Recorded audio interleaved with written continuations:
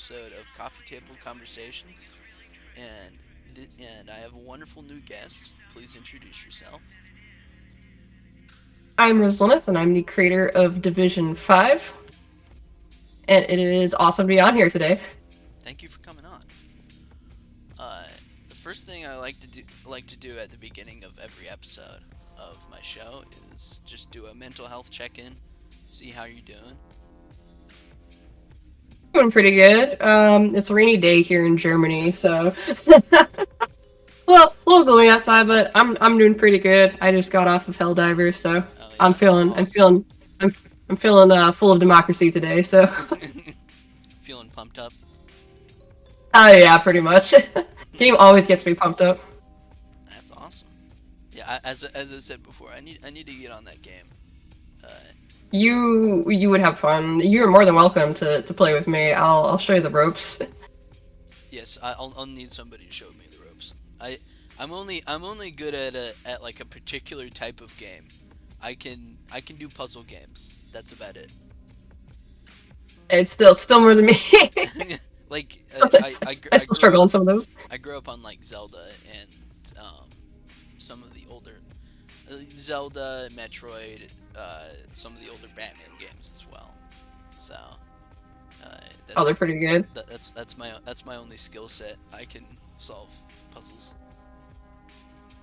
Well, in Helldivers, the only puzzles there really is like the terminals, but you're basically doing Dance Dance Revolution on them. I love that. Like it's basically Starship Troopers and if Dance Dance Revolution, So like and Terminator were like combined. So, so obviously, it's just Starship Troopers yeah, because there's plenty but plenty of Dance I Dance play Revolution. I play a variety of games too, like Dead Space. I was talking about Dead Space nonstop. It's the main Oh, inspiration for my is it comic. isn't wasn't that like remake great? Yes, it was Like fantastic. like 100% would recommend. it's mind-boggling to me that a remake of a game could be like one of my favorite games of the year. Oh, yeah, And it absolutely. I And feel Resident Evil 4 remake was also good too. oh yeah, and it's just, and I think that's just really cool. That that can be like one of the best games of the year because they're just all of the developers are just like so good at their job that they can take a game that was created so long ago and make it so fresh after all that time, which is just, it's fascinating to me. I love game development. Oh, same. I actually went to college for that originally. Oh really? Um, yeah, Yeah. I have a bachelor's in game design. I graduated with that. I wish I could do that, but I do not have I do not have the intelligence or the uh, patience to be a game designer. It is a lot of work. Oh yeah. Honestly, if anyone wanted to be a game designer, you are better off doing it without going to college. It will, if you're an American specifically. I don't. I recommend just trying to learn online and learning for like Oh mentors. yeah, But there's, especially nowadays, like oh yeah, all of information is just out there. If you just like look for it. yeah. Now that I know what I like know from my college experience, like if anyone wanted to like be directed where to learn, I'd be like, all right, if you want to do 3D modeling, this and this and this, here's this. Blender's free. Unity 3D is free. This is free. You can do this. Try this mentorship. It's cheaper than a college class. Like things like that. So So basically, you know all the rules. yeah, exactly. And I know how to break them. It's the best way to be. Exactly. Yeah, it was just like I think that's the really cool thing about like the creative process is that like the trial and error of the whole thing and once I mean failure specifically like as someone who fails on a daily basis uh Same. you know you just learn where to go from there, and that's the most exciting part even when you don't feel the best about it. Yeah, I mean, and I don't know who to quote this from, but like if you're not making mistakes, if you're not like screwing up, and you're not learning at all, Yeah. like trial and error is always a part of the process with anything creative, any creative endeavor, whether it's making music, videos, comics, especially Oh yeah. video games, anything. Oh, it's Like, the most exciting part of the process to me because everything is just changing like so fast, and that's where you find the stuff you could never think of before. oh yeah, absolutely. Like, I'm trying to think of an example. Like when I worked on like my comic, um, I didn't when I first made my comic, I made the resolution like too small, so the images weren't that big. Oh yeah. Because I originally uploaded a webtoon, and what ended up happening Webtoon was I Webtoon formatting is so hard. yeah, so their formatting at the time. This was back in 2019. It was 1200 px by 800 px or pixels, right?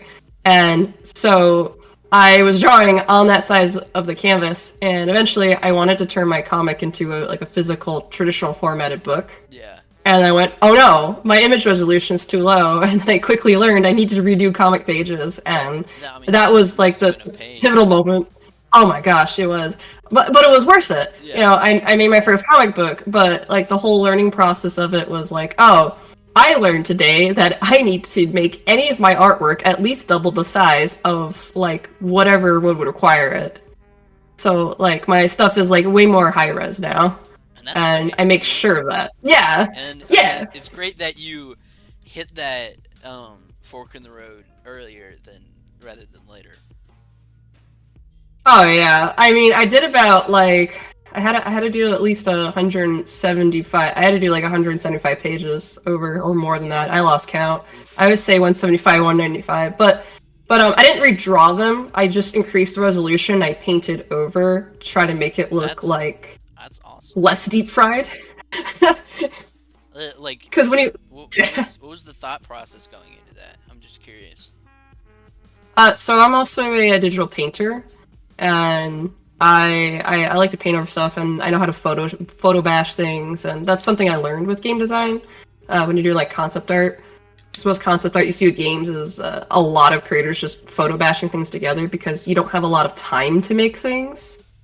Depending what you're doing, like if you're trying to like design something or like just create something kind of like cool looking, like most of those like art books you see full of concept art is just photo bashing, honestly. Yeah, I Like, definitely see that. yeah, which in photo bashing is just taking several different like graphics and then painting over them and combining them and editing them and And kind of just making it turning look into. smoother. Yeah, exactly. And there's tons of tutorials on YouTube. I could direct you to if you really want about photo bashing. It's relatively easy to pick up if you know how to do digital painting. That's really cool. Yeah, and digital painting doesn't take a long time to pick up, honestly. At least in my perspective. But I also say like like it's nothing. It obviously takes some time. But if you're dedicated to it and you know how to But it's do really it, cool it doesn't take too long. It's really cool to see that thought process there. Oh yeah. I don't really know too many other comic creators that do photo bashing that I really think about it. It's mostly something like concept artists do. Then maybe that's like a unexplored avenue for like indie comics, Yeah. which The means comics that I really love is Dead Space, and they do photo bashing in that. that's cool. I probably yeah, and their second comics or comic series, or I forgot the name of it, but I need to get on that because I really want to read more like modern sci-fi comics. I actually found it was like a month or so ago. I found an indie creator who's making like like Metroid like fan comics, and they looked like out of this world. Like I was not expecting the like insane quality for oh yeah, like a fan comic, and you know people are just out there doing that, and that's awesome. And I want to yeah. see When more you stuff really like like that. stuff, and you just make it. Yeah, That's what I do all day. and like going off Uh, of that, like talking about your first comic, to the viewers that don't know about your comic, what is Division 5? So the to launch read version of Division 5 that I usually tell people is it is about a scientist who is trying to search for the cure to Cosmos Plague, which is killing everybody. And he ends up finding a woman who is immune to it, which is our main female character, Winter. And so she is a huntress, and she has an ice mutation where she's able to create ice, pretty deadly ice actually, along her body. That's crazy. It's a fun time. But like the whole story is it is a. Oh yeah, they go. As an author, it is my responsibility to make sure my characters are traumatized. It's true. If I'm not doing that, I'm not doing my job. It's true. It's the great rule of the writer, the tormentor. Exactly. You have to. You gotta throw your characters into some kind of like terrifying blender of who knows what's. Of pain and torment. Exactly. So just to expand upon that, the main male character is Arch Extent. And so in the comic, they're on a planet called Division 5. And he essentially hires her, quote, hires, into her being his bodyguard, to try to go out and sort some issues going on. And there's obviously way more that goes on than that. I don't really want to give away too much about what goes on, but it is a sci-fi action horror with a central romance. What are like the main inspirations behind this comic? Definitely Dead Space. I've been obsessed with Dead Space since 2008, since it came out. Honestly, I love that. Like I've always been into like sci-fi horror, and I've always wanted to make a story revolving around that. Oh, it's the best, isn't it? Oh yeah. I've been obsessed with stuff like Dead Space, Like The Thing? Star Trek, yeah, The Thing, Doctor Who. Yes. Like all great titles. Yeah, stuff like that. I also don't really see that many sci-fi horror comics, and I was literally just talking about this on another podcast actually. We were doing a Twitch stream, and it was on the Oddcast actually, and we had a whole conversation about how there's such a huge lack of sci-fi horror comics. Oh, yeah. Or comics with sci-fi and horror, like at least elements present in it. I think something I've noticed and keep noticing is at least in the like big two space, it's just superheroes. Which if you look at like all of the other ages of like comic book history, that doesn't really make any sense. Yeah, it doesn't. Even outside the big two, there's still there's still tons and tons of superhero. Yeah, like like for so many decades, comics were like dominated by stuff like horror, westerns, sci-fi, fantasy. But nowadays, that's kind of hard to come by unless you go to like the deep indie stuff. Yeah, exactly. Like I was planning to pick up like the Alien comics eventually, like Alien Predator comics. So I was interested in those. They look really good. And we got a new Alien movie coming out.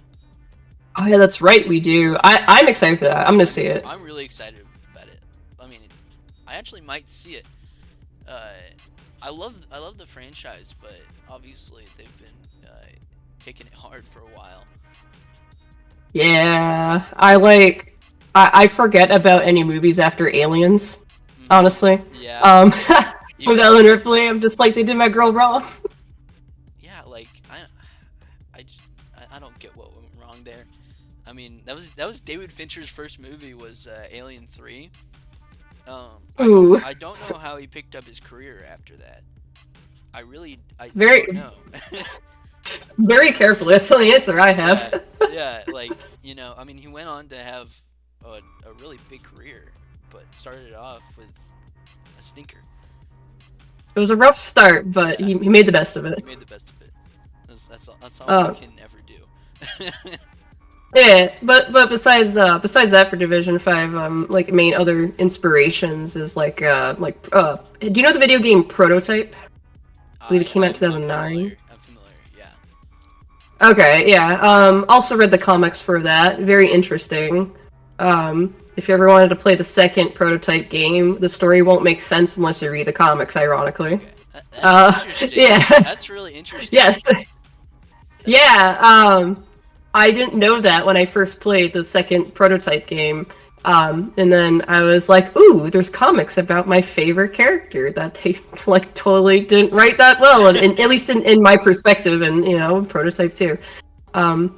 But for those who like don't know what prototype is, it is essentially a man named Alex Mercer, and he's able to use like a form of biokinesis, and like shift his body around and make like muscly like blades and bones and stuff really cool. like that.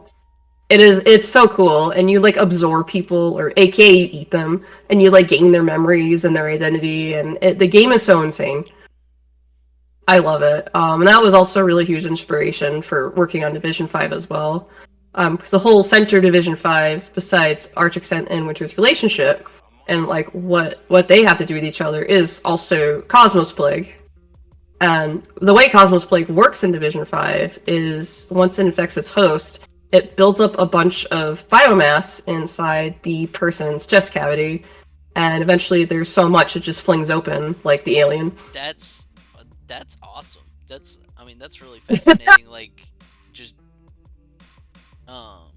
like concept around that. It's really creative, and it's also really gory, which is awesome. Oh, absolutely, yeah. So if you're in Division 5, it's not family friendly, and I advertise it as that. I actually have a Kickstarter up for Volume 2 right now, so and like my tagline for it is like, now with even more not so family friendly content. Just in case you needed to know. Don't bring your kids.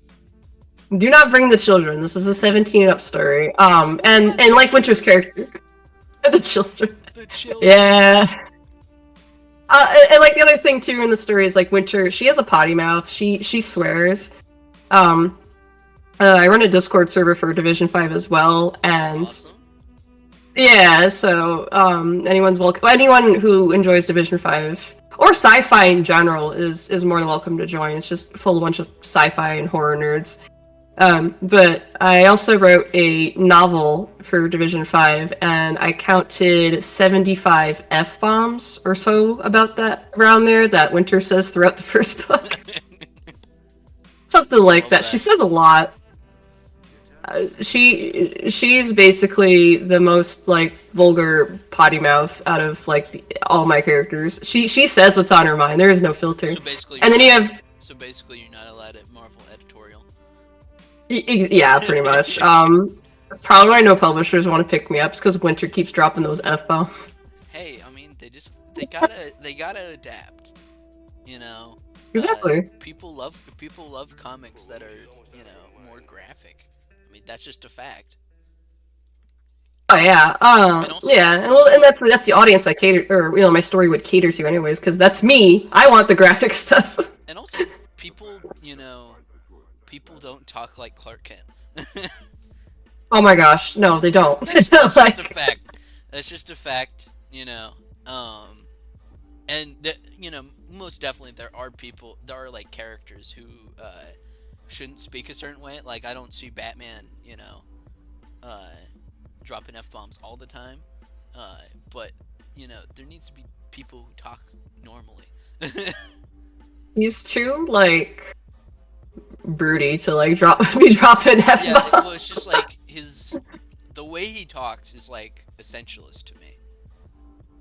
Yeah, like he only he's says thinking what he needs to say. Like, yeah, he's reserved. He's very thoughtful about what he says. He actually thinks before he speaks. Whereas where I write Winter, she does not think before she speaks. Yeah, and that's a good way to that's a good way to show people what the character is like without like saying it explicitly. Yeah. Like it's good. It's good, subtext. Yeah, exactly. And like the way I write Arch Accent, he is the complete opposite of Winter. He actually thinks before he speaks. Like, he's always trying to be 10 steps ahead to the best of his ability. So he's trying to bend. Yeah, he's the one who's trying to Batman here. And if you read Division 5 as well, you see his thoughts a lot. He's kind of the active narrator for a good chunk of the story so far. About like what's going on and like what's going through his head and like what to do. That's really So a lot of his dialogue is like internal going on before he like speaks out loud, and you can see his thought process because he's usually just standing there in the background watching the mayhem unfold, and you can see what his thoughts are. I love that. Yeah. Meanwhile, Winter is just she's all words. She just says it, no filter. And Arctic Sense there is just like, oh geez. Yeah, that just makes me think of like, did you ever see the movie Nimona? It came out. I have not yet, but I am familiar with the characters. I plan to watch that. It's so good. It's so good, and she just like says whatever she's thinking, and she has Yep. absolutely no filter, and it's the best. It's just the best. That's my kind of character I love writing about. Just Plus- no thought, only action. Plus, it's based on a comic book. Exactly. Yeah, I was planning to actually read the comics first Yeah. before I picked up the movie. I need to read it.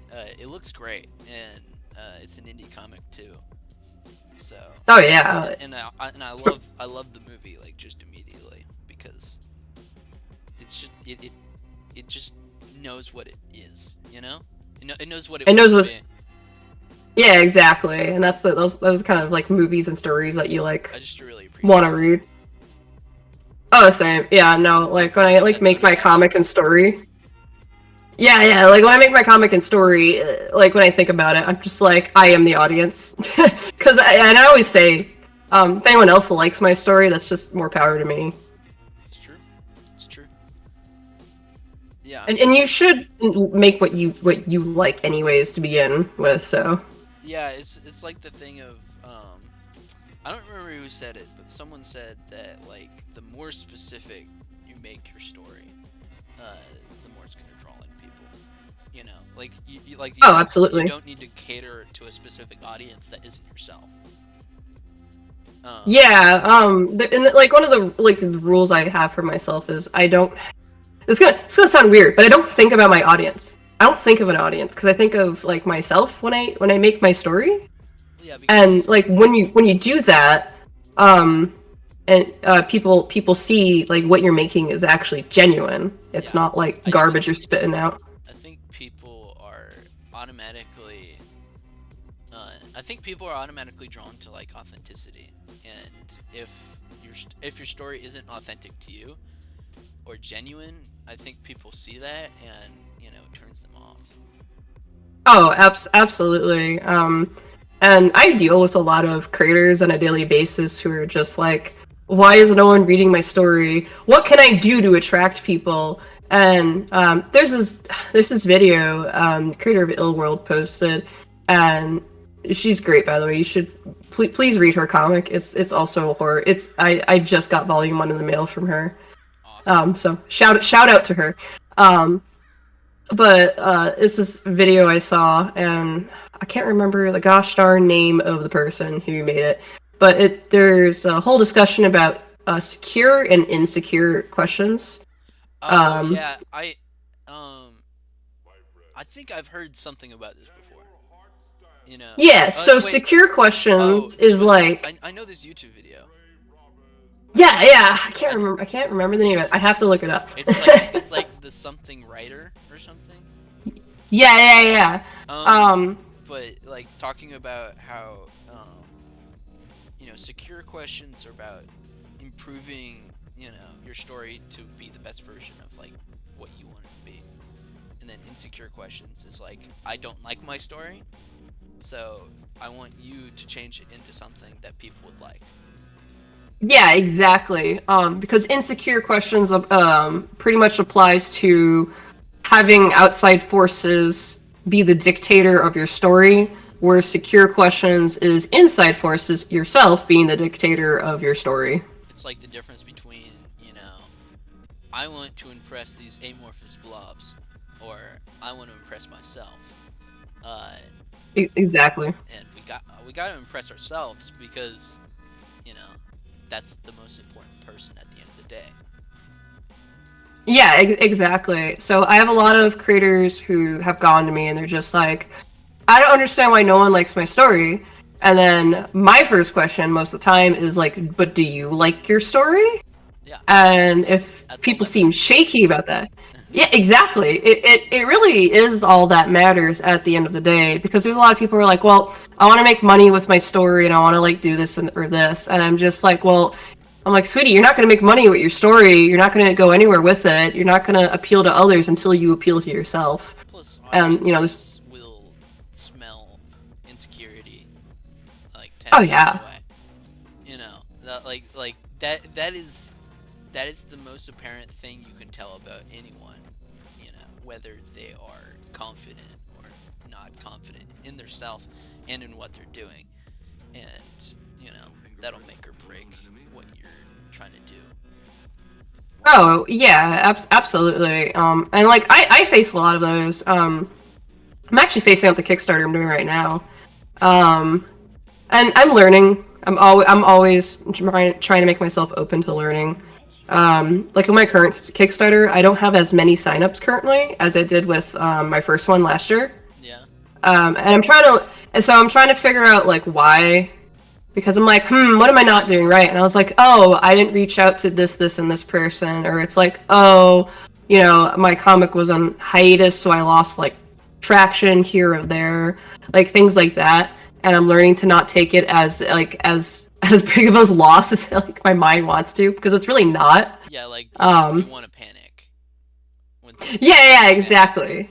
And I mean, to be honest, I've been dealing with it, the like insecureness myself with like just uh, my writing and like the need to share it, like b- just like share the scripts I write with people, and have them like it. Oh yeah. I honestly feel like when you are a creative, because like you need to share your work. Like Mm, you're doing it to inspire or share or tell a message. Like you have to like have at least that one person that you can give it to. So I always recommend for people to at least have like one friend they can like bug all the time, who oh would yeah. be as like enthusiastic about their story as they are. And that's pretty much me, my sister, and a few other friends that I will share a lot of like Division 5 content with, specifically Ortiz, because I know they're just as excited about my story as like I am. Oh yeah. So you always gotta have to have those. I have a small group of friends that is like that for me. You know, just like the people that are going to like hype you up no matter what. You need cheerleaders at the end of the day. Like no matter what, you need a cheerleader. So when I see a lot of creators too who are just like, no one's reading my story or blah blah, and I'm just like, well, do you have anyone to like share your stuff with, like your thoughts with? Because I Because I've always found that talking out your story like oh yeah. hypes you up, so you need at least one person for that. Also like I think that's also important because I found that creative people are, very much like hypersensitive creatures. Yes. Um talking Yeah. about myself. Thank you Um for calling me out. like, uh I'll get like 5 people who think what I did was great, and then one person said it was bad. Who am I gonna listen to? the, the 5 people, honestly. You also have to take criticism with like a grain of salt Mhm. too, Mhm. and you have to think about who is giving you the criticism, and is it even like actually constructive, and thirdly, is it actually valid? Um, I've gotten so much criticism on my story where it's just like, this is garbage. Why are you even telling me this? Like, Yeah, I know who I like. I know what I'm about. Like, like if it's not gonna help you, in the trash bin it goes. yeah, because you want to, like I've said this to people, you want to talk to people or get criticism from people who understand what your vision is going to be or what you want your vision to be. Yeah, because Um, I've found that some people who criticize art or like stories, want it to be something that it's not. Yeah, so like Prism, like I remember this was an issue once. I was trying to get feedback about a specific element of sci-fi, but the problem was my dumb butt was just like, "Hey, fantasy people that obviously don't make sci-fi content or really ingest much of it, I have a sci-fi question." Like, so you have to be aware of like what company you're around two for like that. you walk up to a Tolkien fan asking about a Dead Space story, and you're like, how do I explore the world? And they're like, create a language, an alien language, and sing some songs, and And just sing songs. Gather around the campfire. Things like that. Just as they're going through space, sing some alien songs. It'll be great. We go on an epic adventure. Yeah, I've gotten criticism where someone like I've had some people like try to give me advice to try to turn my story into more of a fantasy, and I'm just like, no, Division 5 is not fantasy. It is a sci-fi story. Yeah, it's like, I appreciate the criticism, but that's not the story. No, I've also had people who try to like dictate that Division. They're just like, I love to see more like superhero stuff from Division 5, and I'm just like, but it's not. That's not it. That's not it, Chief. I'm sorry. You're at the wrong. I don't think we're reading the same thing. Yeah, like there's plenty of superhero fare out there. There is a buffet of it right now. It's not going anywhere. It's not going anywhere, but there's also room for other stuff too.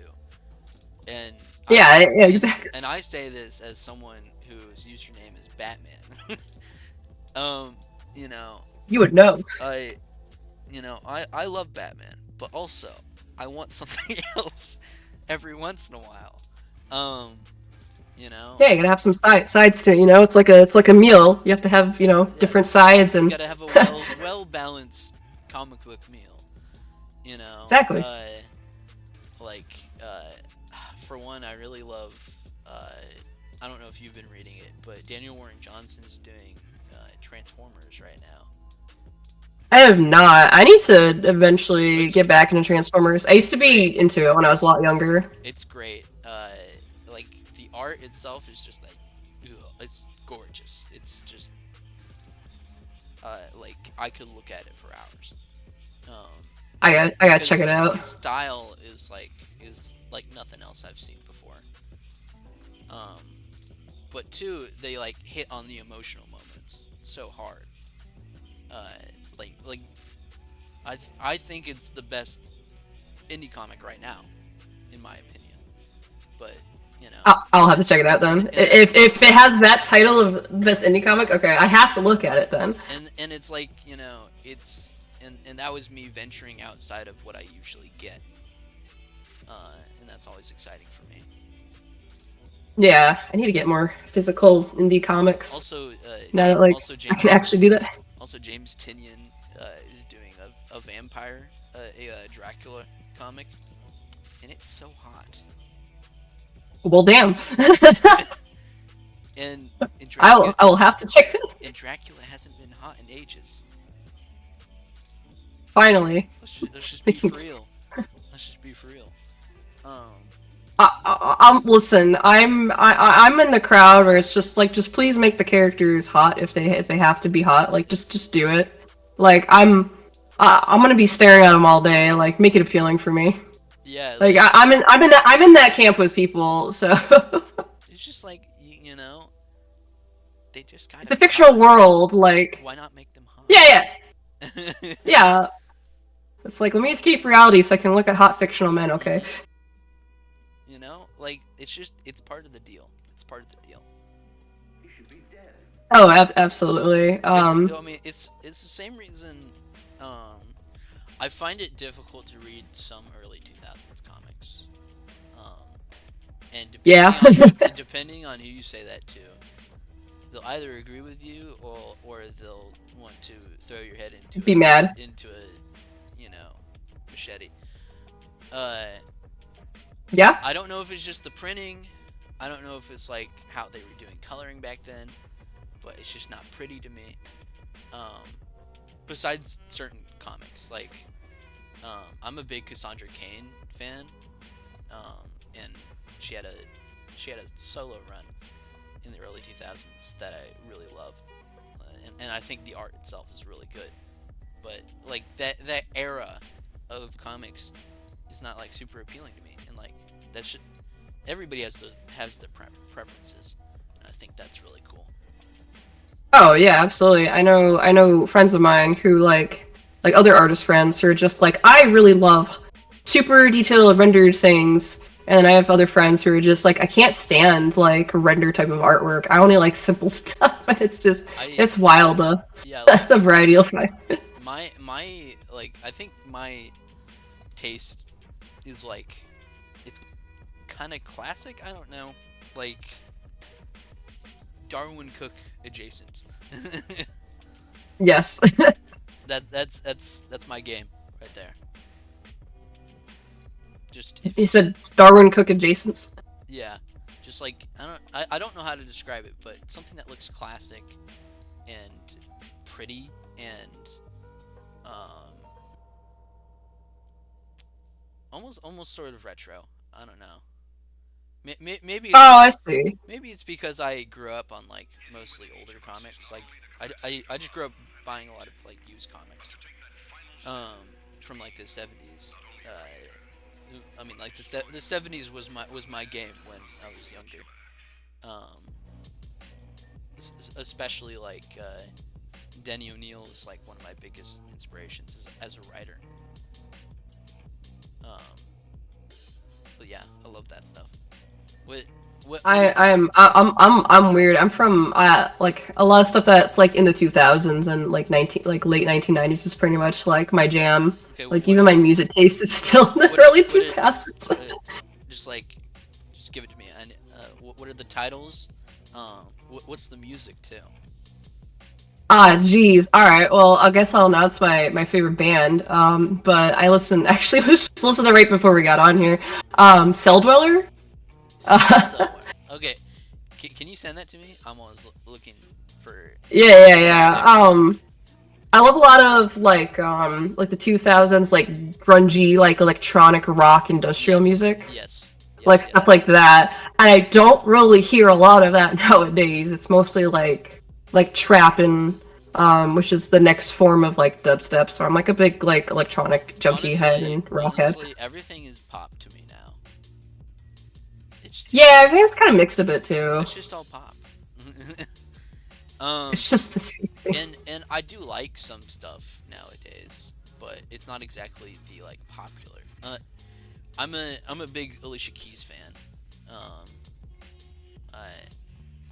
I mean, like I just got into her like because my dad had just one album by her, which was like a live album, and that's Nice. and that's how I got into R&B.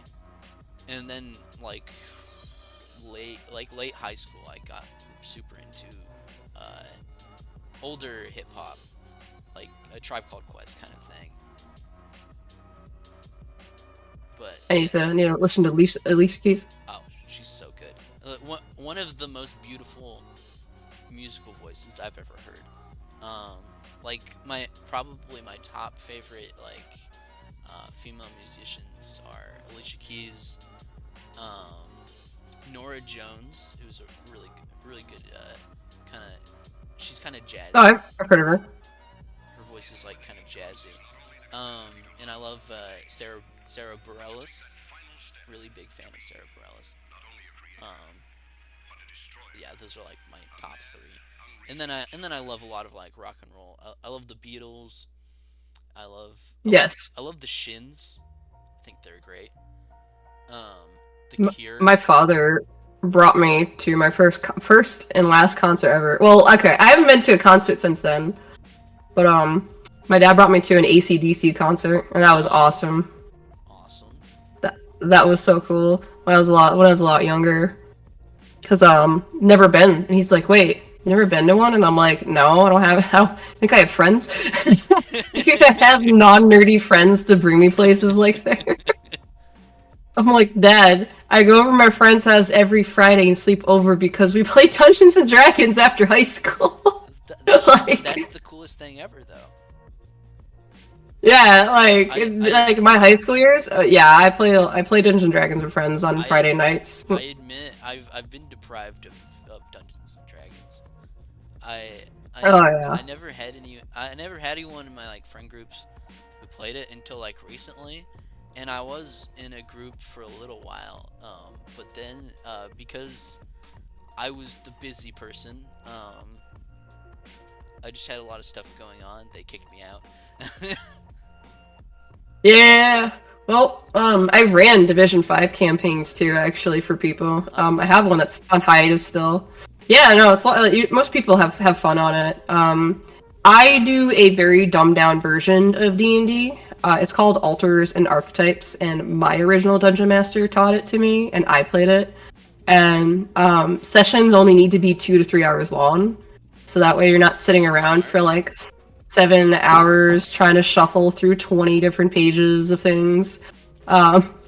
It's so much easier. And it's just as fun to me. So it's kind of like it's kind of streamlined.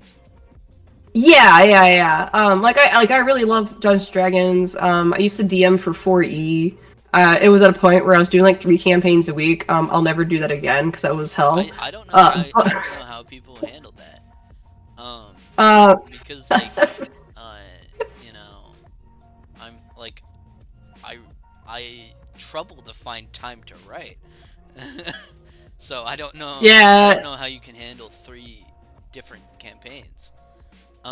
Sheer willpower. That's what it was. But yeah, no. I think the hardest part of running campaign or doing anything is finding out when everyone is available at the same time, Oh, it's rough. because it is finding a time that works for every single player is like the most daunting task. It's like next to impossible task, I swear.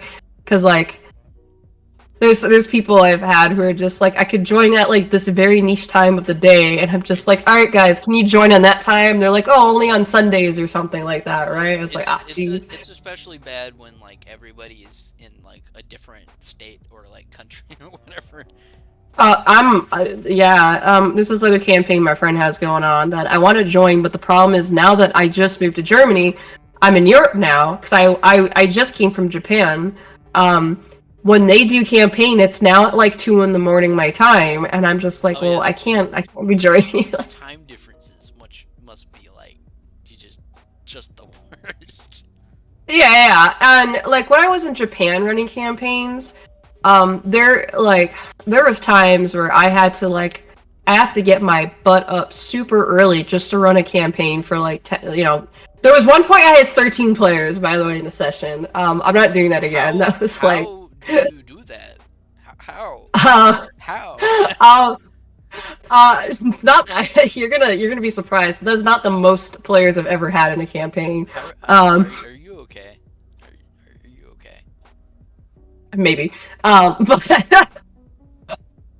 But like, yeah, no. But when I was in Japan, I have to wake up like super gosh darn early just to like run anything. So it's hard working with time zones. But it is fun once you have like a bunch of people in the party and everyone's spamming memes and like, Oh, yeah. it's really surreal having players in your own world.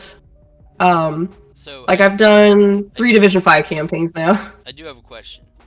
Are you Yeah. as a DM, are you a fun and games DM or are you a like story DM? Yes.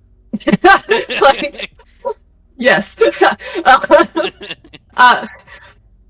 Okay, so like I have a very loose story set up, like a main quest for players, but I never restrict players from doing things they want to do. Because I'm very much an improv type of dungeon master. I'm not very rigid where it's like, no, you have to do this, you have to do that. Like, no. that's like If you want to do something, there's consequences to your actions. I feel like that's like the like 2 types of D&D.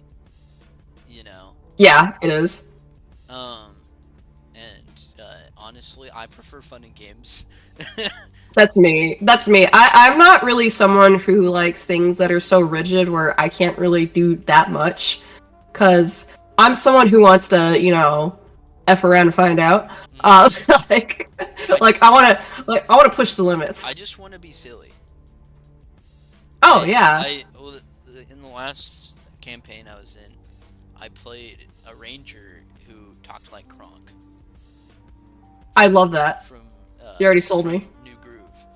And I had a blast with that character because I had to do the voice every time, and it was terrible for for my throat. I Oh jeez. it was bad. It was bad, but it was hilarious. And he was the silliest goose. That's great. Oh gosh, I had a campaign in college once. It was very tiny. It was between me and like 3 other friends. Um, so, gosh, if they listen to this, they're gonna laugh if they hear me. So it was like it was a little fantasy campaign. We had a character who was a frog man of the frog woman race, as they called it. And then we had a Yeah, and then we had another player who asked me if they could be a magical microwave, and I said, "Let's do it." I allowed it,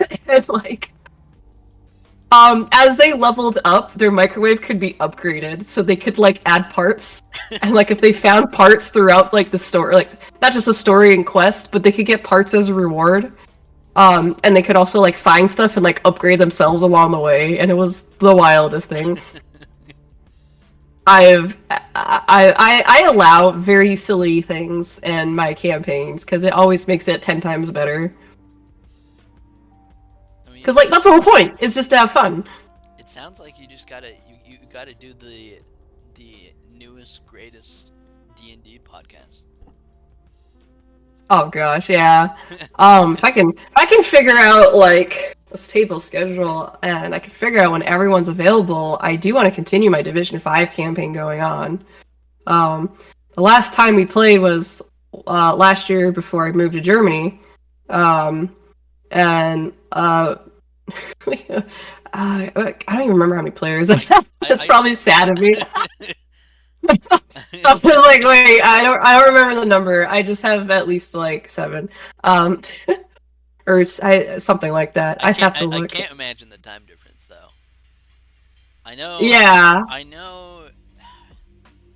I had a friend who was from China, and I think a full flight was 24 hours at least, from America Oh, to gosh. from China to America.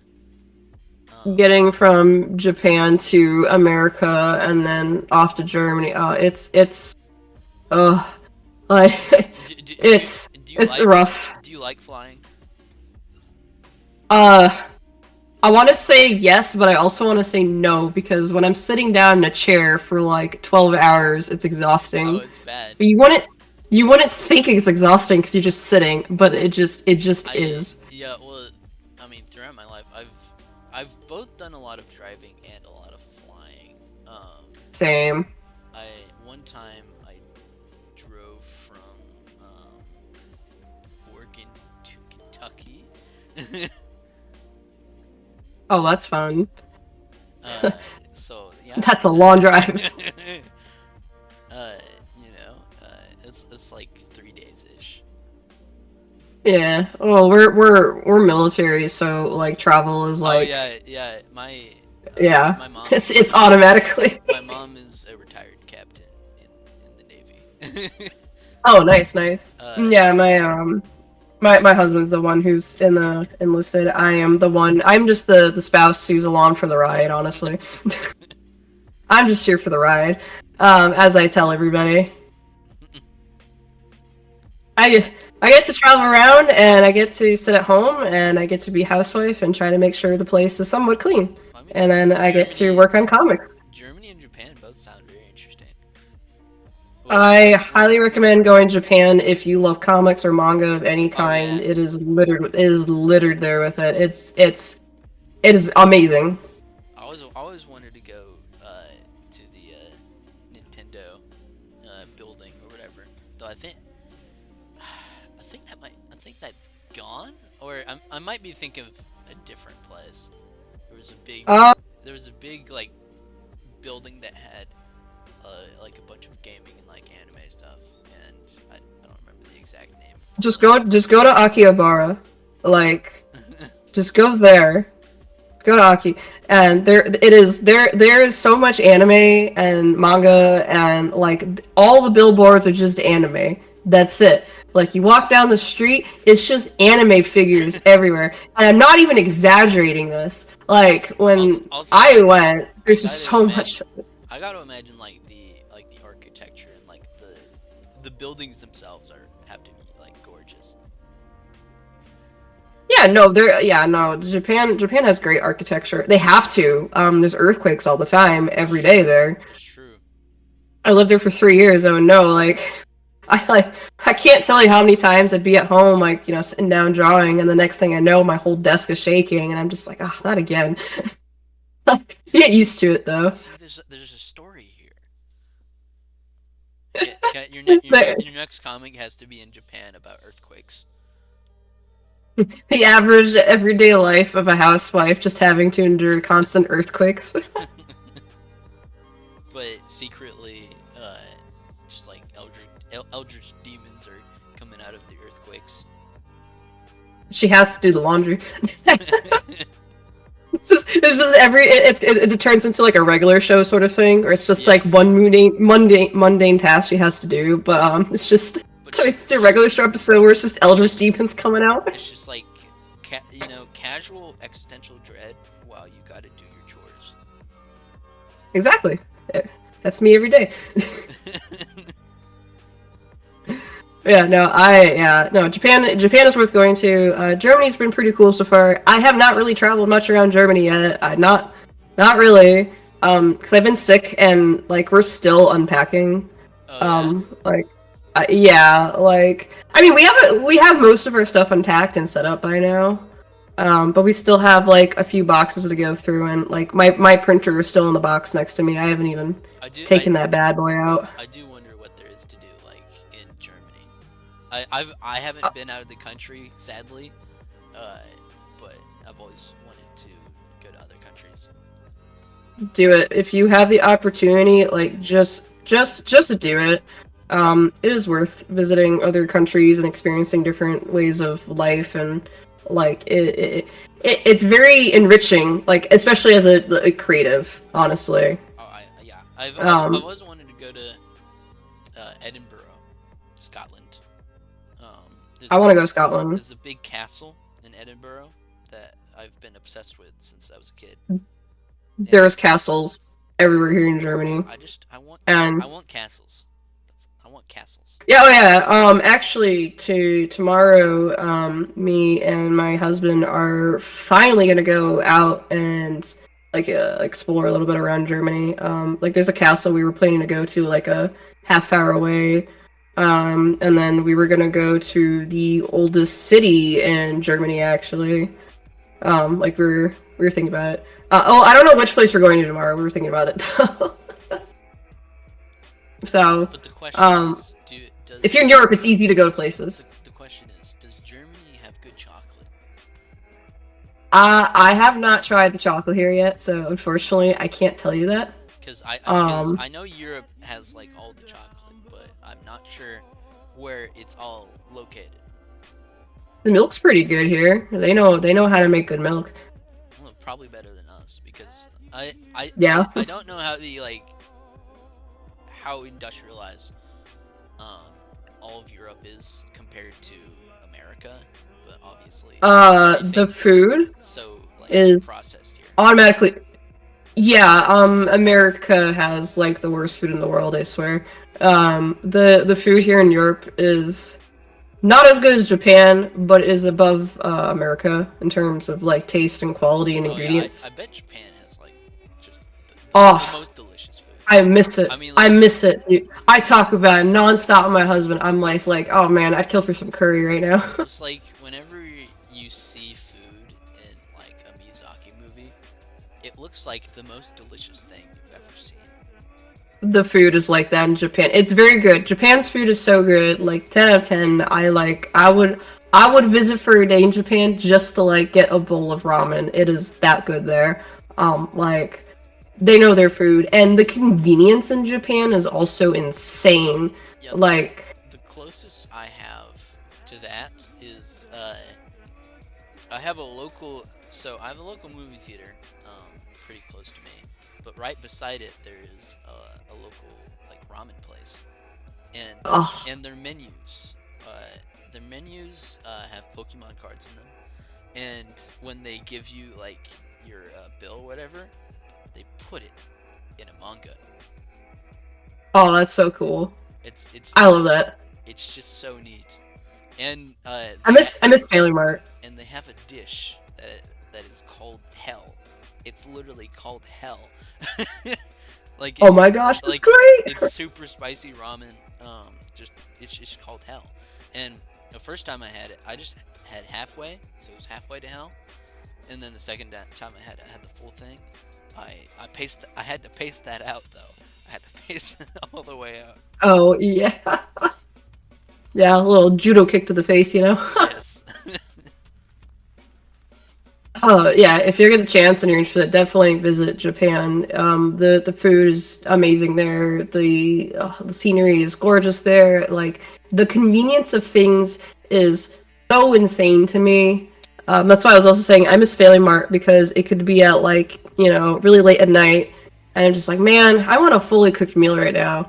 I could just go to Family Mart, pick it up at the store, and then walk home with it. Wait, so Like- they're like open really late, and Yeah, 24/7. and still making food. Yeah, you can go there and get a meal. Like you just pick it up. Like they have like hot meals like always readily available on the side there. You just pick up and pay for it and leave. That's wild. Yeah, there's also like breakfast there and stuff like that. Like they got everything you need, like all the essentials. Like it's just like convenience. There's 7-Eleven, there's Lawson's, there's Family Mart, and there's a few other ones, but like those are the main ones. I am curious. There's always a Family Mart around somewhere. I'm curious for like moving to other countries. Were you able to like learn the languages, or did you have to like No. do it with translators? I didn't make do with translators. I mean I know more Japanese than I do German. I haven't really picked up German because I call it the Gaijin experience. Like in Japan, me and my husband dub it as like Gaijin moments, where like if you just do something like out of place or whatever, everyone stares at you, but because you're a foreigner or in this case American, everyone's just yeah. like, oh, they're Gaijin, like whatever. Like Yeah, it's you get the Gaijin pass. That's what I call it. It was just like it's the you America. Yeah, pretty much. And if you try to speak any Japanese, they're like, oh, very good Japanese. I'm like, thanks, man. It's like it's funny because you tried. Yeah, exactly. People are very polite there. Germany, it's Yeah, very a lot- different. A lot more polite than we are to people in our country that Absolutely. speak English. Like I work in a local supermarket, and like when there are people trying to buy stuff that like speak in another language, the disdain that other people treat them with is ridiculous. Yeah, it's weird to me now because I lived in Japan for like 3 It's years. a weird Right. expectation. Like, English is not the standard. No, it's not. Like when I got back to America, because after we finished being in Japan for 3 years, we went to America for a month before we came here to Germany, and it was like I can't believe I'm saying this, but like I had like a culture shock to like American culture again. Oh yeah, you would have to. Yeah, because like we would go like this was very hard for me to get rid of this habit. But the word for yes in Japanese is hi, right? So people like ask you like, do you want a bag or something? You'd be like hi, hi. Like you would say hi all the time in Japan. Like that is the word that you say all the time if you want something as a That's foreigner. great. And I started doing that in America, and I was like, crap, I can't do that. Like I wanted to say hi. Can I get the check for you? Hi. Wait.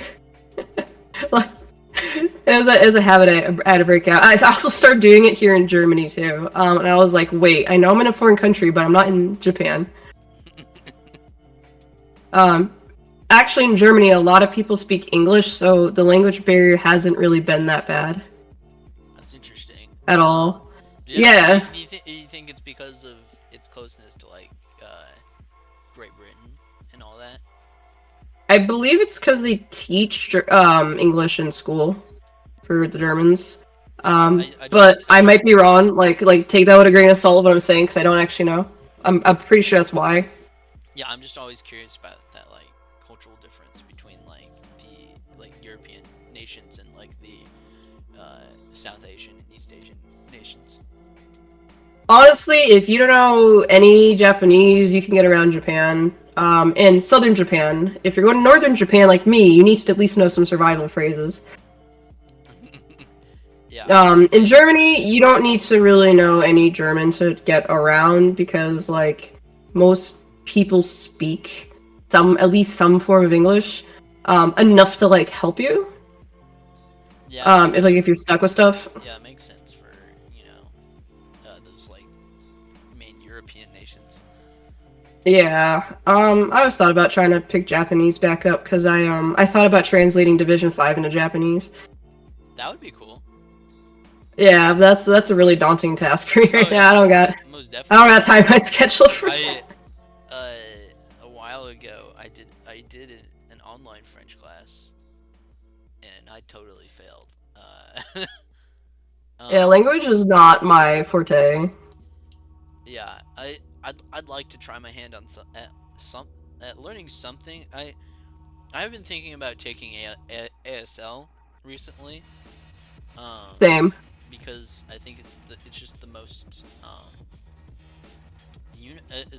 it's the language that I think you could use the most universally with just like anyone who there's a language barrier, so I think sign language would help. And also little small thing about myself, I'm working on a a Batman fan anthology. Ooh, that sounds interesting. And my story is Cassandra Cain as the successor to Batman in Neo Gotham. And I was always drawn to Cassandra Cain, especially because of her linguistic deficiencies, because of how she was raised. I don't know how much you know about her character, but she was basically raised to be an assassin, so the only language she was accustomed to was, the body language of violence. That was all that was like developed in her brain, because when she was young, she didn't develop any like relationships with people. So she was like mute for a while in her comics. So I'm using some like sign language in this story, and it's especially close to me because my cousin is nonverbal autistic, so it's something that's very close to my heart. Oh yeah, no, for sure. I grew up as a sped kid. I would know. I'm still sped. I got lots of problems. But I don't let it stop me from doing what I want. But in terms of yeah, no, you never should let things, stop you like from your goals and whatnot, like what you want to achieve. No matter what disability you have, there's always a workaround, at least in some way and somehow. Yeah, that was the powerful thing about her story. There was that she had a really traumatic childhood, but she was able to move past that to develop those linguistic skills that she needed, and Oh yeah. and also rise above that trauma. So Yeah, for sure. Like that's a powerful thing. her story is really powerful to me. So that's why I chose to, and that was the script I finished today. So I'm really excited about that. Heck yeah, let's go. Hey, props to give yourself a pat on the back for that at least. Thank you. It's not, it ain't easy writing stuff and finishing it. Like, I think it's easy to start stuff, but finishing it is a whole nother thing. It was especially tough since it was, since it's an anthology, it had to be like a limited amount of pages. So it was like it was a 10-page issue, and I had to get a lot into that issue. But from writing my own comics, I got a lot of great practice for writing and like short spurts of like stories, which I think is a really useful skill to have with comics. Oh, absolutely. I'm also, like I said earlier, I also wrote a novel, and like, between writing a novel and a comic, it definitely trains you to be very literate. Yeah, and like also, different ways. Also, learning how to be concise is such a Mm-hmm. good skill. Like, Oh, absolutely, it's a big deal. I've seen people who are writing comic pages that have 5 paragraphs in them or something crazy. well, over 9 panels on a page. And Yeah, I mean, I know tons of comics where they have they're Which- just littered which is with comic panels, and that's like a rookie mistake with comics. which is if you're not Tom King or I don't know, Grant Morrison, I don't know, you probably shouldn't be doing over 9 panels on a page. And I've just learned to do most of the time I just do 5 panels a page or less. Same. Because It's less work when there's less panels. Thank goodness. Because I just understand how hard it is for artists to do their thing, and I want to make their job as easy as possible. Oh yeah, definitely. Like my comic pages, my panels average out to 3 panels a page. But I do a lot bigger panels too, as well, with the way my story is. I just opened Photoshop right now, and the page I'm working on right now, it's literally 3 panels. Then the page before, ironically, is 2. And then the page before that is 4 panels, and then the one before that is also 4 panels. So it's you're 3-4 panels. partially inspired by how manga layouts are. I say so. It's funny. I've noticed that they have very big and expressive panels, but also the layouts are less cluttered than American comics. Yeah, I would say yes. They use a lot more dynamic compositions of how they have their panels set up. Manga knows what it's doing right with that. Yeah. It's very expressive in that. I definitely take away from that. I have an action comic too. It's a sci-fi horror action, right?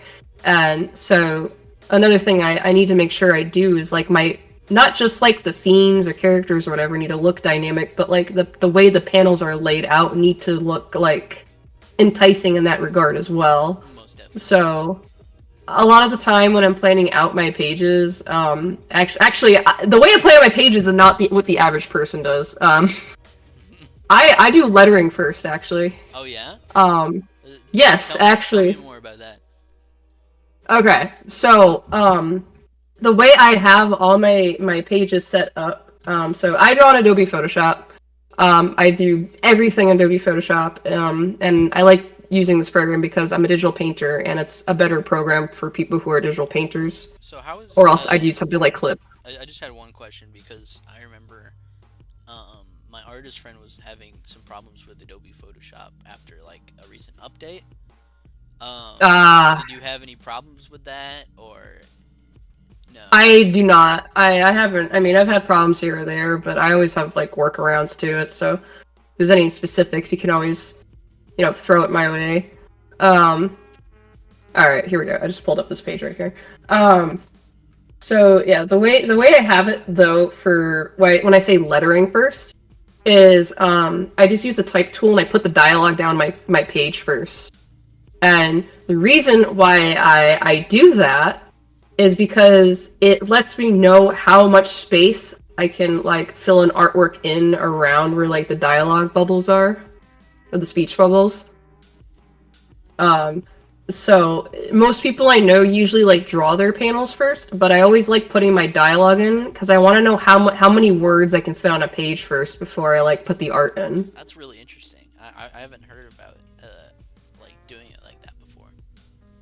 I don't know anyone else who does this but me. Maybe I'm just built different, but like Is that the story of the day? That you're just doing all the things that nobody else is doing. Yes, exactly. That's pretty much what it is. But like it allows me to know how much like of the words are gonna take up the page because I have a rule where my comic pages need to have more art than like words cluttering it. That's a very good rule, especially today, because Yeah. you know, a lot of big two comics have more Words. than art. Or Well, I know why they do that. It's because, you know, it's not as much work yeah, to draw the extra stuff out. Also, I think sometimes, I don't know if this is too fair to say, but at least from my experience, sometimes the writer is stronger than the artist. So the Yes. writer's not trusting the artist to do their job, which is not good if they're not confident in their artist. It kinda shows when they're overpowering them. Yeah, I try not to clutter my stuff with too many words going on. Excuse me. But if there's like a really I think the most I have is 1, 2, 3, 4, 5, 6 like speech bubbles on this one comic page. I try not to let it exceed that much. That's a good rule. It's just it goes with my idea of like being concise. In like a comic page, that You want to show you want to show with like telling very minimal because like the whole thing of comics is it is a blend of like writing and illustrations, but the thing is like the art is the you want to show.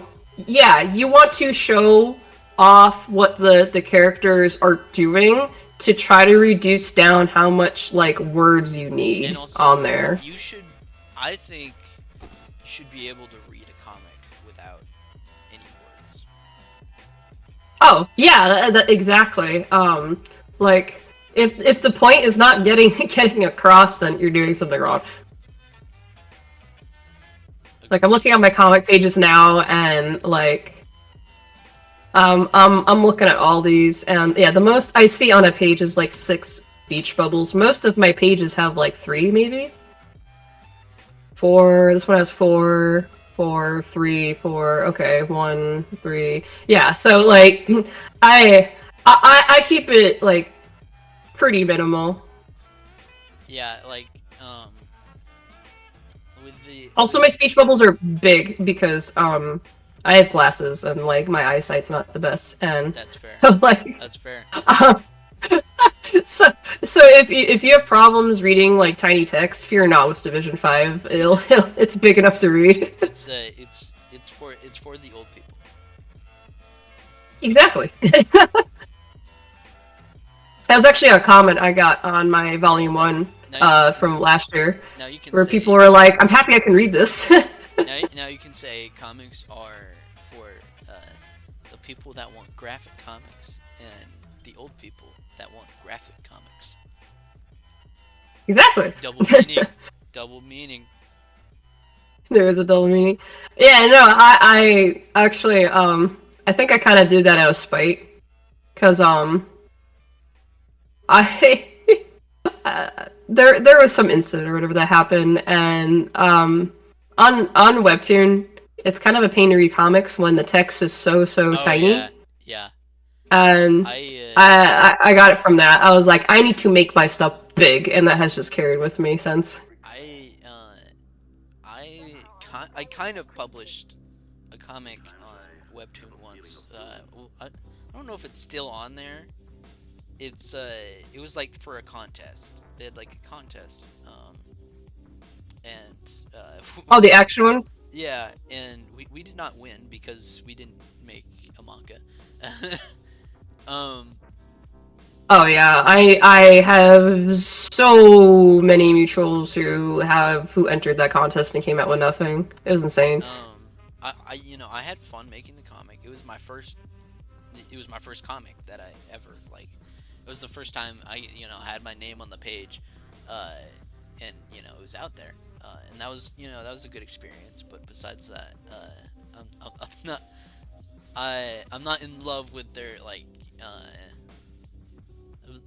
There's a bit of a bias there format wise, and also I just don't think reading top to down, with how Webtoon is formatted, is the best way to read comics.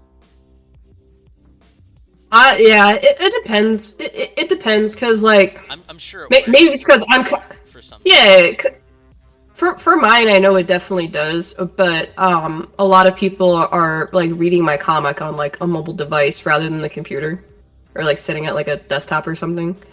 And most people, when they read stuff or look online, it's usually like an iPad or phone or something, right? It's a mobile device. So, but I actually do set up my comic in a traditional format first before I make it vertical. So. I think the reason why vertical format might not work for most people is because some people who make vertical comics don't know how to actually set up vertical comics. It's I think it's such a different mindset. Yeah, I mean it's just completely different from the traditional way to format comics. Yeah, ironically, I prefer the traditional format of comics over vertical, which is funny because I started as vertical. But I think that was because I like hopped on Webtoon like a few years ago with my comic. Well, it's hard not to with how welcoming it looks. And I'm glad. Oh yeah. And I'm glad people have gotten their chance to tell their stories on there. It's just it did not work for me personally. Yeah, no, you're better off on like another like platform off of Webtoon, because Webtoon is like the central for like reading a comic vertically. You cannot post you cannot post a traditional page on there and make it look good. Honestly, it's very hard. Some people I've seen do it, but it's just like it's very difficult. Yeah. Yeah, like going off of that and like talking about traditional comics and everything. What is your favorite comic book and why? Oh, geez, you got me there. So probably the Dead Space comics I was mentioning, just because like they're such a huge inspirational thing for me and such a pivotal moment in my life. Like I love the art style and like how grotesque it is and whatnot. There is a indie comic that I really do enjoy though, that's very bloody. And is also a Webtoon original. I don't know if you've ever heard of Darby by Sherrar Jackson. Darby, interesting. It is a baby T-Rex, and he kills everything. Send it to me. It's great. And I've talked to Sherrar. He's given me many wise words of advice. His work is phenomenal. I feel like you'd like it, but he does awesome stuff. Yeah, no, I'll definitely send you Darby. It's worth reading, but I really love the comic book, and I backed his Kickstarter for it, and he was the one who also gave me a lot of advice for my first Kickstarter as well. Yeah, no, he's a cool dude. Well, yeah, what would be your biggest words of advice with doing Kickstarters? Plan everything in advance. Plan it all. I see. Also, do not set your goal that higher than like what you need. Make your goal the bare minimum of what you think you are going to need. Because I see way too many Kickstarters that have like such a high goal and they never reach it, and I'm just like, well, why is it that high? What Did you market for it? Like, what would you say is like, what is high and what is like manageable? it's gonna depend on what your book is and your following, and if there's gonna be if you know there's an audience who's gonna like buy it. So for me, I have mine set to 1,000, which I think is low, honestly. I think 1,000 is fair for like what I'm asking for. Plus, 1,000 covers like 90% of all my costs with like a little wiggle room left over. But I see some Kickstarters where it's like, hey guys, we have this comic book and we need like $16,000, and 16,000? some are like that. And then they only meet like halfway, and it's like, oh darn, we don't know what we did wrong. It's like you had your goal too high. Well, it's just like you can't really do that unless you're like, I don't know, Gail Simone or something. Yeah, if you're gonna have a really high like goal in like for your comic book, you better have a big following to like back that. And some people are lucky; it just gets backed. But I found that like you need to make sure that you budget everything. Budgeting is the biggest thing with the Kickstarter, because it's either gonna screw you over or it's gonna go well if you do it right. I got very lucky last year because I did a lot of research in advance because I never ran a Kickstarter before. But do your research and budget. That's my biggest piece of advice. Where did you go to research for Kickstarter? I asked a lot of other creators who ran Kickstarters for their advice and like how their experiences went. I made sure to talk to Kickstarter creators who did Kickstarters where they both like succeeded and failed. I found talking to people who failed with their Kickstarters are actually really beneficial, because you get to see what went wrong for them and you can like learn from that. You know what not to do. Yeah, I found that was really more beneficial than the people who were successful and told me what to do. So yeah, if you want to talk to people, don't be afraid to talk to people who like had Kickstarters that did not succeed, because they will definitely have like wise words of advice too.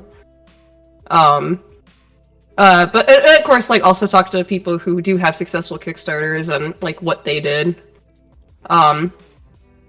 I personally also would try to only run a Kickstarter if you think you have at least somewhat of a following, or like a group of people who would be interested in like backing your project and like wanting your comic book. Because if you have no one to receive it, then like you just flop. Yeah, exactly. Which is why I think like a social media presence has become like so crucial for like indie comics. Oh, absolutely. I'll be real with you. Like, I would rather not have a social media, but like most of my social media is just me talking about comics all day and, you know, stories and novels and the likes of that, like creative endeavors. We have to become like advertisers. Yeah. At this point, and that is something, at least in my experience, creative people do not want to do. No, I mean, I don't either, but I still got it. Because it was just anti, you know, it's like the antithesis of what we're like, you know.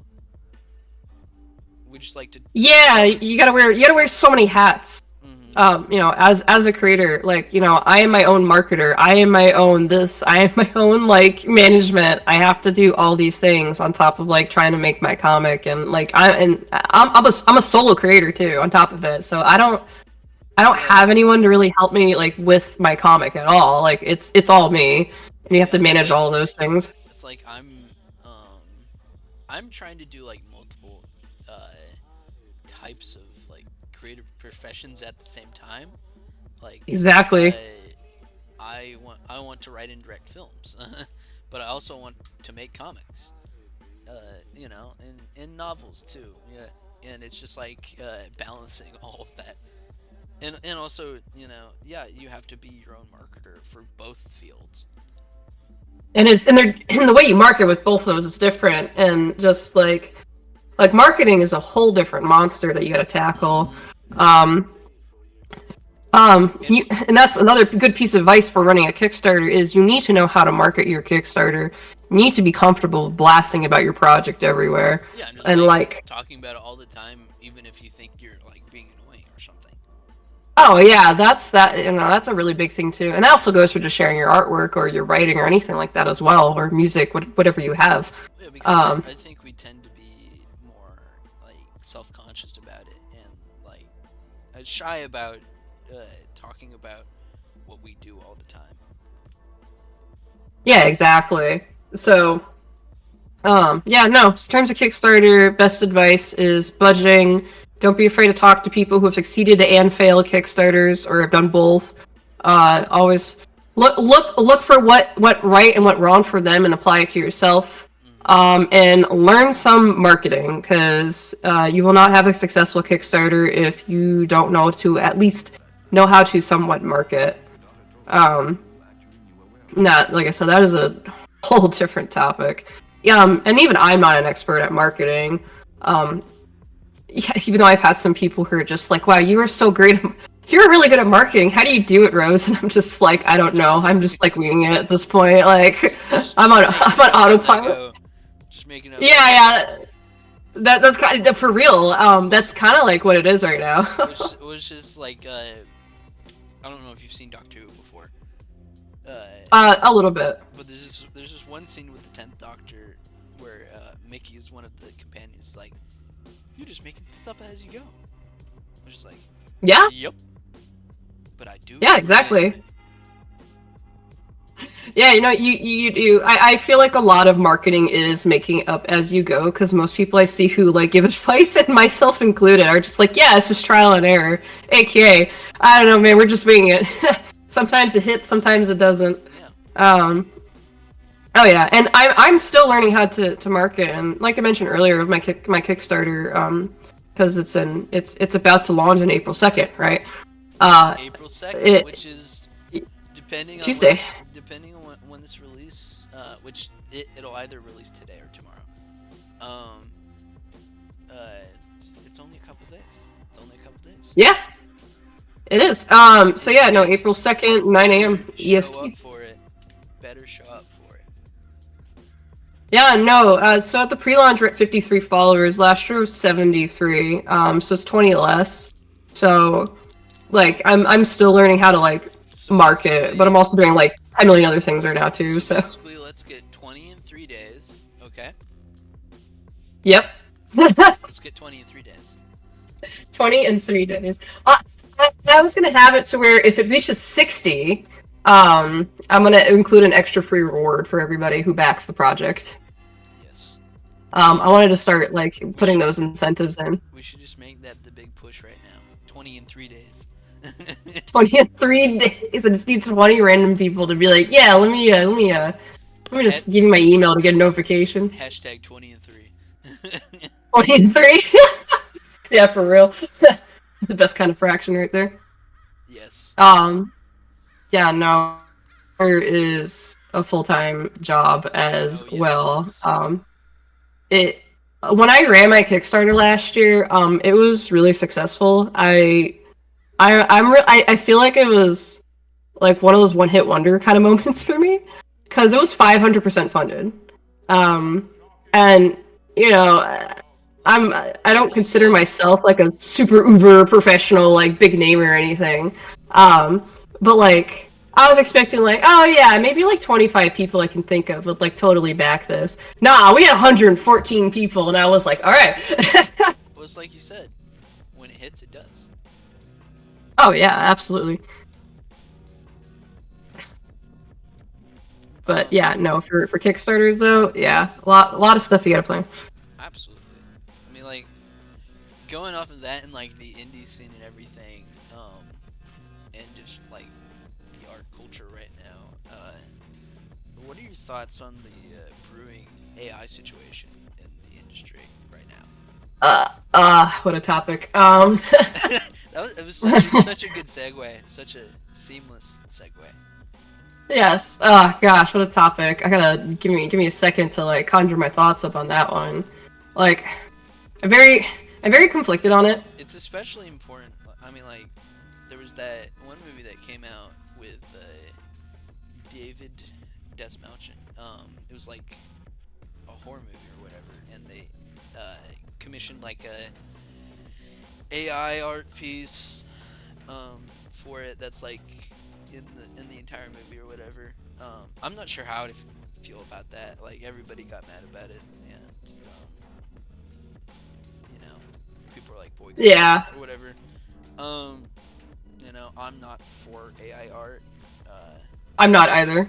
but I'm not for AI image generation really. Like it's just it's lazy. That's just it is. that's just Like that's the root of the whole thing is that people don't want to pay artists. yeah, that's all it is. It just And spews out junk, honestly. and Like it's funny. We had you know we had a strike across the Actors Guild and the Writers Guild for months, and nothing was really accomplished with that. it was like, oh, we got a really good deal. Oh wait, no, we didn't. Nothing changed, and now Yeah. and now they're doing like AI meetings with the heads of Hollywood. Um, so what was the point of all that? Yeah, no, I foresee AI image generation being included in like everything, honestly. I mean, it already is. I don't foresee it going away anytime soon. If it does, it's just going to be treated as a fad by like general public. I see it as like um I see it as like the new Smell-O-Vision. Yeah. That, It's that. Yeah, that's basically how I see it too. Uh, I think AI image generation, like when it first came out, I was intrigued by it, and I was like, oh, I can see how this could be like an interesting tool. But the biggest issue with it is it's unethical oh, and it steals from artists. Was yeah, like exactly. that's the biggest problem there is that it's going off of libraries of other people's art and they're not compensating those people whatsoever. Um, No, it is theft. It's just a whole system of theft. yeah, And it's always been like that. So no, I am very much against AI image generation. and it's and it's Like Pinterest. and I was looking at like fantasy images on like Pinterest the other yeah, day because I was trying to work on like outfit design because I'm also working on a fantasy story on the side too. And like I was like, this is all AI generated, and it all looks the same, like the same garbage. yeah. I this is the smallest side note ever, but I recently got like super into Pinterest. Like uh, I it keeps sending me like comic book panels. And I just download them and I use them on social media, and it's fun. They also send me a lot of memes, which is great. And like, I mean, up until this point, I had not used it like ever. But it's fun. For me as well, I think the only quote benefit of AI image generation is like using it as like inspiration. Like there's some Yeah, like outfit designs like I saw where it's like, oh, that does kind of look cool, but it's not a finished thing. it's all Yeah, yeah like for yeah concepting, I not for any final yeah purposes. I can Like the only definitely benefit see I saw that. is like concepting. Though it does get a bit murky when you get into like concept artists. That's a job technically. Yeah, AI image generation pretty much just takes out the need for. Well, I say quote takes out the need for a concept artist, but it really doesn't, because a concept artist like has a goal in mind, where image generation just doesn't. It Yeah, just it's well randomly makes a collage and craps it out, and it's like, here you go. the point of AI art is two things: laziness and eliminating the human element of art. Yeah, because Be- it's meant for corporate greed. was That's the whole thing. because like in America we have McDonald's, which is quick and easy solutions. You know, you can it's it's the It's the simplest version of the assembly line, and we're taking that to art. Yeah, that's why we're gonna see a lot of garbage movies and shows within the next few years for sure. And that's why it's important for like independent art to survive. Yeah, as long as you keep working on your craft, like you will keep thriving. There's going to be a lot of people who would prefer, actual human authentic art, not like all this garbage pumped out. Like I can easily tell the difference between like the two artworks, and Oh, even absolutely. if like an AI image generated like looked cool to me, I'm just kind of like, okay, but like what was the point of it? And it's like, okay, but this looks better because it's created by a human. Yeah, because Like, most artwork you see created by a human has an actual like element to it or a message or something like in yeah, it and anyways. I think the I think the beautiful thing about like art created by us is the imperfections. Yeah, exactly. Like Yeah, no, no, that's a big deal too. the grain. The grain, yes. Yeah, like I think that is what separates true art from AI art. The grain. The grain. I agree. No, I'm speaking as an artist as well. Like, 110%. Yeah, uh, I have many mean thoughts about AI image generation. Yeah, I have a lot of mean thoughts about that. it's just like I understand why like normal people just found it like It's like, haha, silly filter of was turning like myself into a cartoon it's character. just like I understood it as a funny thing for a minute, but beyond that, uh, why continue? Yeah, I personally don't see it going away anytime soon, but I also don't see actual human art going away anytime soon either. I don't see it as I don't think viably that it can replace artists. No. Even if Um, even if they want it to, I don't think that's a possibility. no, because a lot of like stories need like actual human elements thrown Hmm. into it. You can't tell an image generator prompt to like make like an actual thought out story for Though you. It's just reiterated garbage that collides together I with no like direction or vision. I think the really troubling stuff, and I don't want to go deep into it because it's a very delicate thing, but is um I don't know if you've heard, but there's some guy who did like AI, basically AI sexual content of like people. Oh, yeah, no, that's also the reason why I'm not for AI image Yeah, like that, generation. I think that's like I know what you're talking about. the most dangerous extreme that we found of this, and um, I know people who had that happen to them, like yeah, people I personally know. and that's It horrible. is it yeah, it's disgusting. Yeah, It's absolutely disgusting, and like the worst part is you can't really be arrested for that, and like at and least in America. yeah, not yet at least. You know, Gosh, I hope soon. yeah, and uh, maybe the American government will focus on a real problem. not si- not since the 1800s. Nope, nope, nope. Uh, Um, but yeah, like that. I mean, that's troubling, and like uh, signing off the rights to people's faces, is also concerning.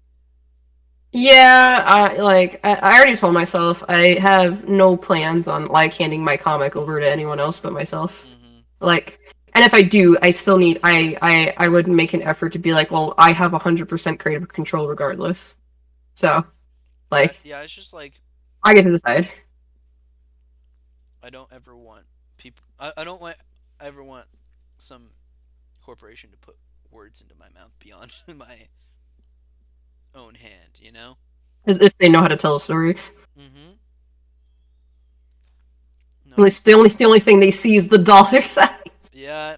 And actually, that's a a lot of that kind of stuff is, you know, that's what I tell a lot of my stories about. Oh yeah. I have a whole like tribe in Division 5 called the Cloaks, and like I always dub them as like the local capitalists. They're all about money. They only see money. Well, like Their eyes are gems basically. I'm working on um superhero ongoing right now. Like it's it's indie, but so basically I have this superhero. He's like an archer superhero. He lives in a junkyard in an abandoned bus. Um, so he's kind of he's like a hero of like the common people kind of thing. Um, and basically later on in the series, he gets in trouble with like the local government. And then it gets to a point where they're like doing a press conference and they want him to like shake hands with the governor and basically say, we're all cool.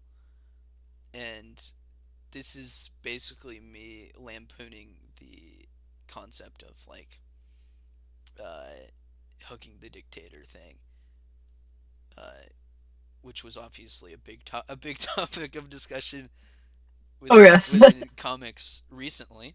Um, you know, and I'm not gonna like point fingers or anything, but when that scene comes up, he's just he's gonna walk up onto the stage and punch him across the face. Oh yeah. I don't mean to cut you short by the way, but I do have to get up and we're making some tacos tonight for dinner, Oh, you're all so good. You're all good. Um, I was just leaving the conversation open. Uh, oh yeah, no for sure. and going off of that to finish up, um, what should we expect from you in the future? You can expect Division 5 Volume 2 getting funded. Yes, For sure, yes. be- I have full confidence it's going to get funded. beyond I know. 500%. We're going for 1,000%, guys. We do. I would crap myself if there was if it's that if it was 1,000% funded. You see, Well, that's the my goal. goal is to get that 1,000. 1,000. Remember, We're gonna get that 1,000. 20 in 3 days. 20 in 3. 20. Exactly. 23. Yeah, no, beyond Volume 2 coming out, I will still be working on the Division 5 comics slowly but surely. Between the chaos of everything. But I am also going to be releasing my first novel on Amazon, hopefully by this summer. Exciting. So I'm really pumped for that. I've been working really hard on writing my novel, so another fun thing that people can see soon. Well, yeah, when the novel comes out, I'd love to have you back on and we can talk about that. Yeah, for sure, for sure. But yeah, thank you for coming on Coffee Table Conversations. And if you had one thing to tell the audience, tell the world, what would you say? Be your most authentic self, no matter what.